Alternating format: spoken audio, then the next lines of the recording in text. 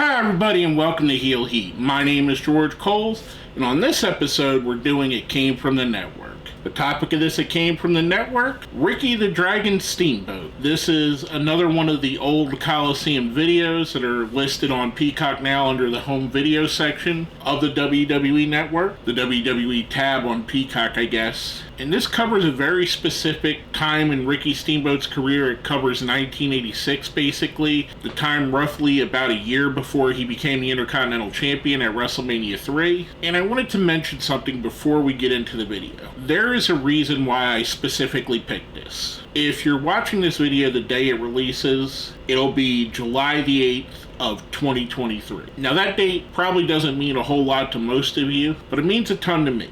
And I'll explain here in a moment. On July the 8th, 1946, yes, we're going all the way that far back, my mother, Elaine Beverly Vitale, later to become Coles when she married my father, was born. Fast forward, July the 8th, 2003, so 20 years to the date this is going to be released, my mother passed away. So unfortunately, she passed away on her 57th birthday, which is a very rough day for me, as you can imagine. Obviously, it's a happy day because it's my mother's birthday, but then on the second end, it's a sad day because it's also the day my mother passed away. Now, how that ties into this video. When I was a kid growing up, we watched WWF wrestling. I believe it was on Channel 29, Fox 29, coming out of Philadelphia, and I believe it aired in a 2-hour block, and I might be wrong, on Saturday mornings from 11 a.m. to basically 1 p.m. So they would play Superstars and Wrestling Challenge back to back. And I might have the time a little bit wrong. If you're old enough to remember, let me know. Because on channel, I want to say either 57 or 17, was the WCW show, Jim Crockett Promotions, which came on either the hour before or the hour after WWF. It's a little bit foggy now. I mean, we're talking 35, 40 years ago. And this is getting to it. So if you were a person of my age growing up in the 80s, late 70s, even into the early 90s, most families didn't have 4, 5, 6 TVs, a TV in every room. Kids definitely didn't have cell phones and tablets they could watch whatever they want walking around the house. You were lucky if you had 1, maybe 2 TVs in the home. One in your living room, and most likely one in the master bedroom, which would be the parents' room, which was what our setup was. We had one in the living room and one in my mother and stepfather's room. Now, the reason I'm bringing all this up is because my mother was not a wrestling fan. She didn't hate it. She was disinterested in it. It didn't move the needle for her. I might as well have been watching golf, cricket, competitive archery, anything. She wouldn't have paid attention. However, my mother supported my interests. My stepfather, on the other hand, he was a wrestling fan. So we would watch wrestling in the living room every Saturday morning.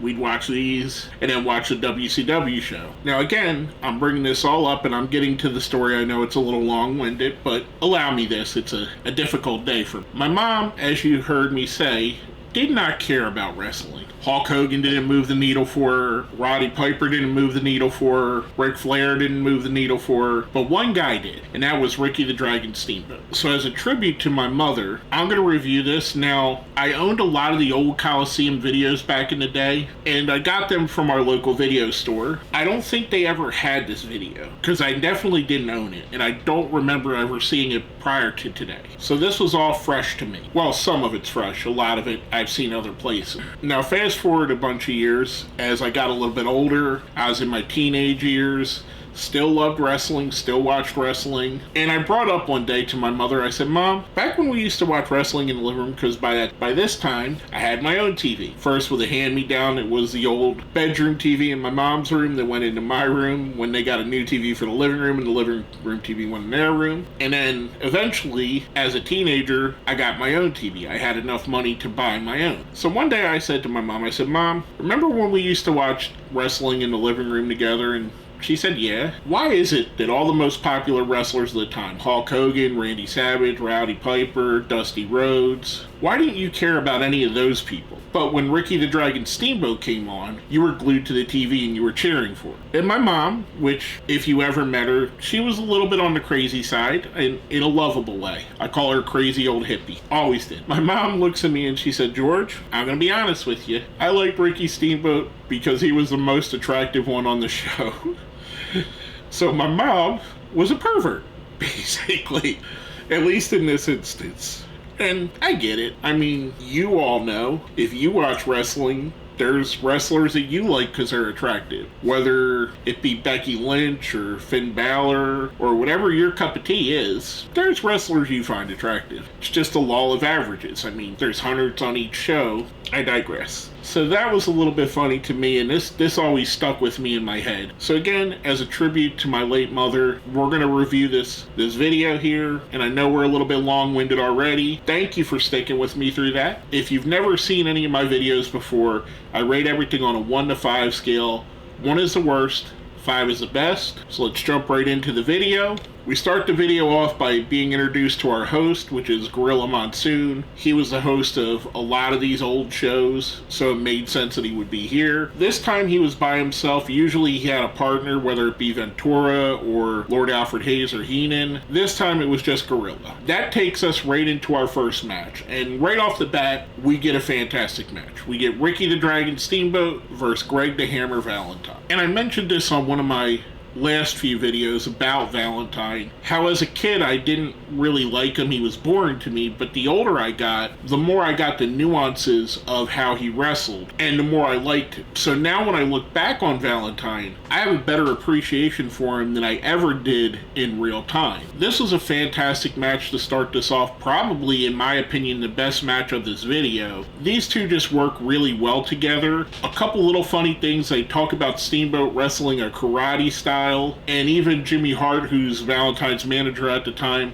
is on the megaphone saying that his karate moves are illegal. He calls him the Karate Kid, which, depending on when you watch this video, it would have been a dated reference. However, that's come all the way back around with the popularity of Cobra Kai. Now Karate Kid's right in the lexicon again. This was a really fun match, a really good match to start the video off with. Steamboat picks up the win on it. I'm giving this one a 5. We then get a short clip of Jesse the Body Ventura's Body Shop with Ricky Steamboat, which was okay. There are a few of these they tried after Piper's Pit worked, like Jake's Snake Pit, the Flower Shop with Adrian Adonis. They still do them to this day with Miz's thing, and Grayson Waller even does it. I kind of like these back in this era better than what they do today, and the main reason is they did them on what was a set. It wasn't just in the middle of the ring. I kind of wish they would go back to that, have like a little set. If they're going to do Miz TV or whatever, have it on a little set. You could put it anywhere in the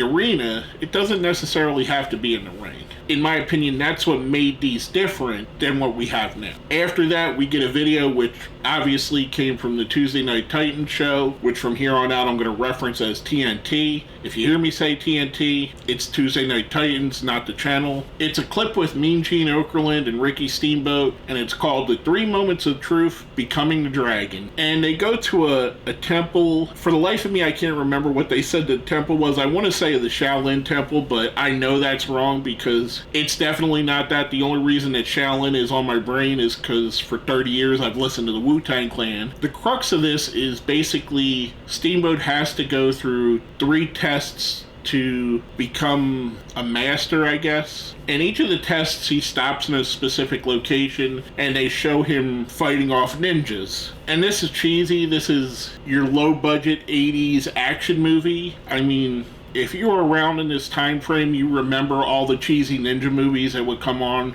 Saturday and Sunday afternoons and in your video store. This was right up there with them. It's another thing I kind of wish they would bring back is little silly stuff like this. Yeah, it's goofy, yeah, it's campy, but it gives you a little more definition on somebody's character. Now from that segment, we go into another match. It's Brutus Beefcake, pre-Barber era, with his manager Luscious Johnny V, going up against Ricky Steamboat. This is a very interesting match. It was a no disqualification, lights out match, and the only real thing that came in that is they didn't get counted out when they were outside of the ring.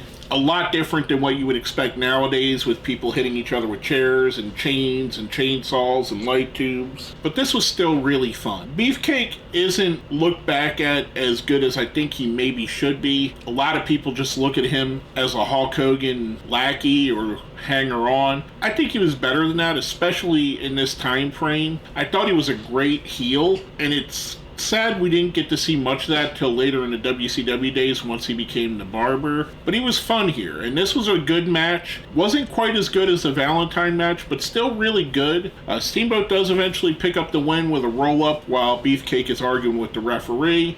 I'm giving this one a 4. I thought it was really good. Next up, we're treated to another segment from the TNT show. This time it's Mr. Fuji and Don Morocco being interviewed, and they're talking about how Morocco's the best wrestler from Hawaii. They cut away to a clip of a match with Morocco and Steamboat, which ends up with Morocco hanging Steamboat by his belt, that goes around his gi, basically setting up the feud. And I remember this feud very fondly. This was a big time feud at the time. This really helped to put Steamboat on the map in WWE, or WWF at the time. Really cool little video here.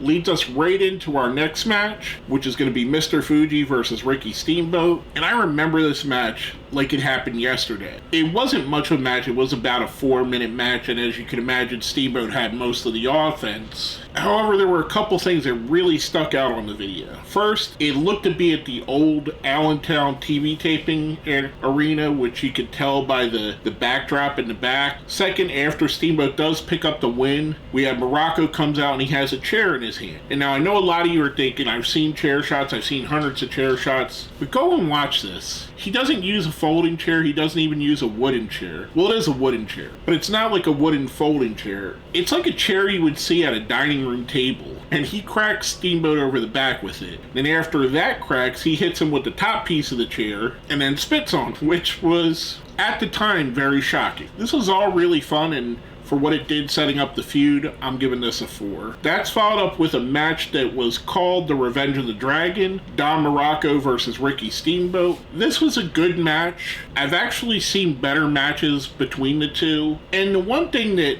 disappoints me, I'm going to spoil it right off the bat, Morocco wins this by hitting Steamboat with an object that basically somebody has wrapped up in tape, which could have been anything. They didn't really expose what it was. Heck, it could have been a piece of cardboard. The reason I bring that up is because this is said to be the Revenge of the Dragon, yet Morocco leaves the match as the winner. This feels more like the middle of a feud than a feud ender. And I want to say when their feud ended, Steamboat definitely came out on top of it. I have to take a little bit away from that because the way it was billed, and the match itself was okay. It wasn't great. I actually liked the Fuji and Steamboat match more storyline wise, even though it's basically a glorified squash match. I'm going to give this match a 3. I thought it was good. It doesn't make sense to be on this video when you could probably put in 5 other matches that Steamboat won and call them the end of the feud. That's followed up with what might be my most disappointing thing on this show. We get about a minute clip from a Piper's Pit segment with Steamboat on the pit, and the reason I say this is because this was heavily edited. I mean, it's only about a minute, maybe 2 minutes long, and they show a little bit of contention between the two. Piper's questioning Steamboat's karate. Steamboat calls him Rodney, which angers Piper.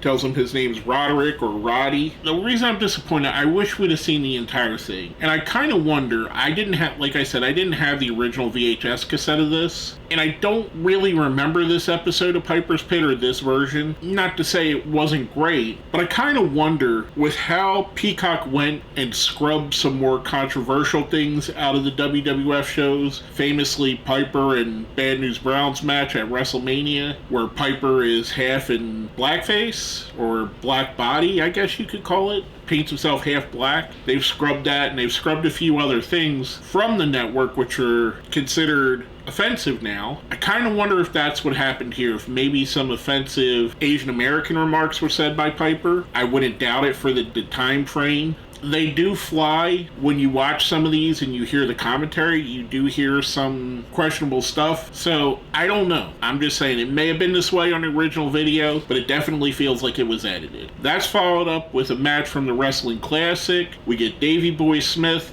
versus Ricky the Dragon Steamboat. And if you're not familiar with the Wrestling Classic, it was basically a one-off tournament which set as the main events of the first WWF pay-per-view, which was named the Wrestling Classic. This again was a little bit disappointing. It goes about 2.5-3 minutes. And it ends with Davey Boy Smith goes for a drop kick, ends up getting caught between the legs on the ropes when he missed a drop kick and hit himself in the nether regions, which the referee calls for a stoppage because he's injured. I understand. I wish we could have got more out of Davey Boy Smith and Ricky Steamboat. I don't remember if they had any matches when Davey Boy was a more prominent wrestler and not just part of the Bulldogs as he was here. Not to say that he wasn't great here, just when he was a solo wrestler, I don't remember them wrestling.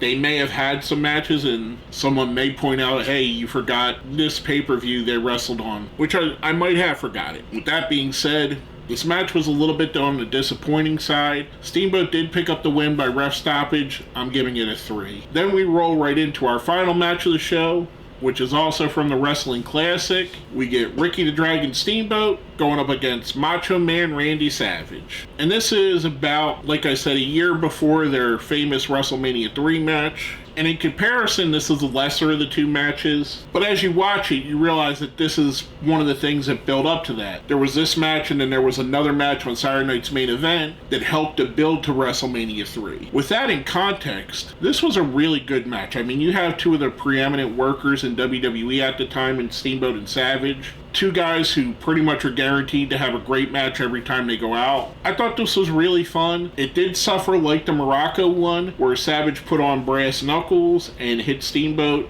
to pick up the win. Savage does win the match. Again, on a Steamboat highlighted show, I would have liked to see him win every match. A little bit nitpicky on my side. The match on this is good. It's really good. I just wish we would have got a match where he beat Savage. Or if he wasn't going to beat Savage, maybe have him beating somebody else. I don't know. Like I said, nitpicky at best. With that being said, the match itself was about a 4. I thought it was really good. Could have been better. Obviously, WrestleMania 3 is one of the great matches in WWF history, so as you can see, it definitely could be better between those two. All in all, I thought this was a really good video, really concise, really is a great time capsule of that period of Ricky Steamboat's career in that time frame, and just how good he was and how over he was with the fans. And also some of the wrestlers, they're also contemporaries. Morocco, Piper, Davey Boy Smith, Randy Savage, Greg the Hammer Valentine, Brutus Beefcake. These are all iconic wrestlers of that generation. So this was a really good video. I enjoyed it thoroughly from the beginning to the end. I definitely recommend going back and watching this in its entirety, especially if you want to get an idea of Ricky Steamboat in WWF prior to the Intercontinental reign, prior to the over-the-top dragon gimmick where he has a dragon outfit and he breathes fire. This was awesome. I'm going to give the video a 4. I thought it was highly enjoyable, really fun watch. And with the tie-in and the memories, knowing for a fact that my mom at least watched the Wrestling Classic with me when I was a kid and the TNT show, it's really warms my heart that this was all on here. And I'm glad I did this as a tribute to her. She would have loved watching this video. She would have probably watched this with me, and I probably would have asked her to do the review with me. She would have probably gave everything all 5s because, again, like I said, she was absolutely smitten with the dragon. But I'm very happy I could do this little bit of a tribute to what I consider the greatest mom in the history of the world. One of the kindest, sweetest, craziest people I've ever met. And I'm not just saying that because she was my mother. I'm saying it because it's true. I miss her every day of my life. I wish I could call her up and talk to her about this. Unfortunately, we get the time that we have with people, so hug your loved ones, and I don't mean to put this in a negative light. I'm happy that I got the time I got with her. With that being said, I have to do all the YouTube stuff, even though we're getting a little emotional here. Smash the like button, share the video, subscribe if you haven't. Consider hitting that join button. That's how you become a member. It definitely will help the channel. It'll help Elaine Coles' baby boy out. Oh man, she would have loved me saying that line. With that being said, if you made it all the way to the end, let me know a fond memory you have with one of your parents. Put it down here in the comments. It doesn't have to be wrestling related. It could be a Christmas present, a Hanukkah present, a birthday gift, a trip you made with your parents somewhere when you were a kid. Let me down here in the comments. Light them up with some positivity. With all that being said, I love you, Mommy. I hope you hear this. I hope you're looking down. I hope you're proud of me. This has been George Coles, and it's been another It Came From The Network.